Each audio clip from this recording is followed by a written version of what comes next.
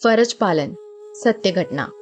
એક આદર્શ રાજવી તરીકે ભારતભરમાંથી પંકાયેલા રાજા સયાજીરાવનો એક પ્રસંગ આપ સમક્ષ એટલા માટે રજૂ કરવાનું મન થાય છે કે આજે ખાડી ગયેલા વહીવટ અને અધિકારીઓને ફરજ પાલનનું ભાન થાય. રોજના હજારો યાત્રાળુઓને છલકાવતું ખમતપુર તીર્થધામ દ્વારકા તે દી એની સમતા અને શાંતિ ખોઈને હાલકડોલક થઈ ઉઠ્યું. વડોદરાના મહારાજા સયાજીરાવ ગાયકવાડ તે દી દ્વારકાધીશના દર્શને ખુદ આવતા હતા અને દ્વારકા પાછું તેના તાબામાં હતું. ભગવાન રણછોડ રાય પછી સયાજીરાવની આણ વર્તાતી હતી. મહારાજા સયાજીરાવ ગોમતી સ્નાન કરીને મંદિરે પધારી શકે એ માટે ગોમતી ઘાટનો દરવાજો ખુલ્લો મુકાયો હતો. દરવાજે બે સંત્રીઓ ભરી બંદૂકે એની રોજની ફરજ મુજબ સતર્ક થઈને ઊભા હતા. મહારાજા સયાજીરાવ દરવાજે પ્રવેશ્યા અને પગથિયા ચડવા લાગ્યા. પ્રવેશ દ્વારના છેલ્લા પગથિયે સયાજીરાવ પહોંચી ગયા અને એ જ વેળા બંને સંત્રીઓએ બેરોનેટવાળી રાઇફલો ચોકડી આકારે ગોઠવીને પ્રવેશ બંધ કરી દીધો. માફ કરો સરકાર, આપ મંદિર મેં નહીં જા સકતે. શું? સયાજીરાવના નેણ નીચેથી ધારદાર નજર આ સંત્રીઓ પર વીજળીની જેમ પડી. હોઠ ખુલ્લું ખુલ્લું થયા, પરંતુ વળતી પડી જ રાજવીમાં હોવી જોઈતી ખામોશી એણે ધરી લીધી. સાવ નાના માણસો સામે જબાન ખોલવામાં રાજવીની શાન અને શોભા જોખમાતા હતા.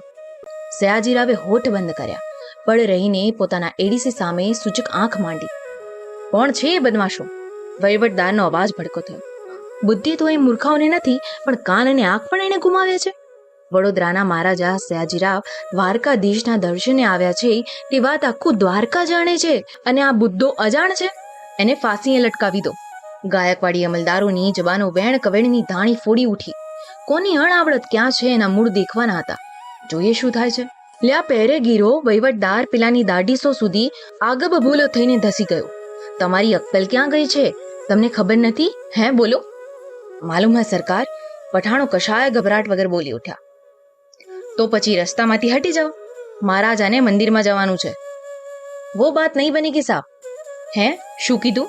નહીં બને? હજી પણ? હા નહીં બને. બાપુ को हम अंदर नहीं जाने देंगे. मंदिर की रक्षा सबकी सत्ता हमारे कंधों पर है. રાજવી સયાજીરાવને હવે આમાં કશી ગરબડ મહેસૂસ થઈ રહી હતી અને અંદરથી પોતે રાજી પણ થતા. ક્યાંક કશી કોઈથી ગલતી જરૂર થઈ છે. બોલ દો, ક્યાં કરના હે? વહીવટદાર ફરીથી ગરજો. દરવાનોએ એક પણ શબ્દ ઉચ્ચાર્યા વગર મંદિરના દરવાજાની દિવાલ પર લખેલ સૂચના તરફ આંગળી ચીંધી. દિવાલે લખ્યું હતું, બૂટ ચંપલ ઉતારીને જ મંદિરમાં પ્રવેશ કરવો. રાજવી સયાજીરાવે ડોક લંબાવીને સૌ પ્રથમે સૂચના વાંચતા વેદ પોતાના બૂટની દોરીઓ છોડવા નીચે નમ્યા. વાતનો સ્વીકાર થયો એ જોઈને રાજવીના પાસવાનો દોડી આવ્યા. મહારાજની બૂટની દોરીઓ એણે છોડી નાખી.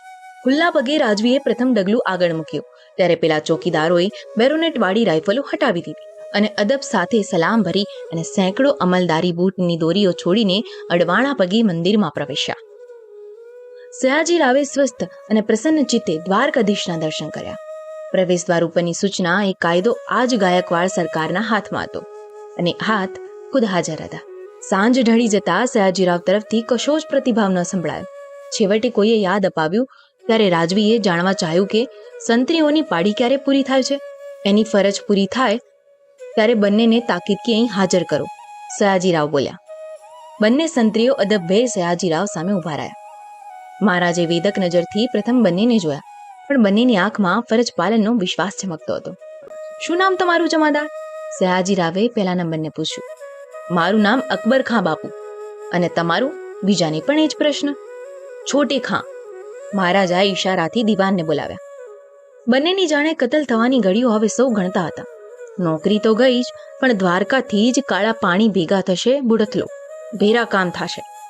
આ બંને સંત્રીઓને 500 રૂપિયા ઇનામ આપો. સરકારના હોઠ ખુલ્યા. જી? દિવાન અચંબાયા. અમલ કરો. સયાજીરાવના હોઠ ફરક્યા.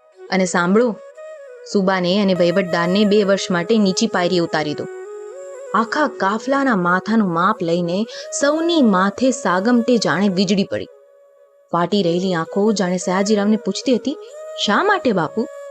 દ્વારકાધીશના મંદિરની દિવાલે રીતસર સૂચના લખી છે કે બૂટ ચંપલ ઉતારીને જ મંદિરમાં જવું. આ વાત આપણા બંને અમલદારો જાણતા નહોતા? જો હા હોય તો એ લોકો એની ગફલત માટે નોકરીને લાયક નથી. પણ એવી આકરી શિક્ષા ધર્મસ્થાનમાં હું નથી કરતો, માટે એને નીચી પાયરીએ ઉતારી દો. અમલદારોએ સૂચનાની વાત મને કેમ કરી નહીં? તપતા અવાજે રાજવી બોલ્યા, નિયમ જેટલો પ્રજા માટે છે એટલો રાજા માટે પણ છે. હું ચોકીદારોને ધન્યવાદ આપું છું કે એના રોટલાના ભોગે પણ એમણે ભગવાન દ્વારકાધીશનું સન્માન સાચવી જાળ્યું. આપણે આપણી હાકીમી લઈને ભગવાનના દર્શને આવ્યા હતા. જેના પ્રતાપે અને કૃપાએ મને રાજા બનાવ્યો છે, એ રાજાના દર્શન સમયે હું ચામડાના બૂટ પહેરીને અંદર જાઉં? અને શ્વાસ ખાડીને ઉમેર્યું, મારા આદેશનો અમલ કરો.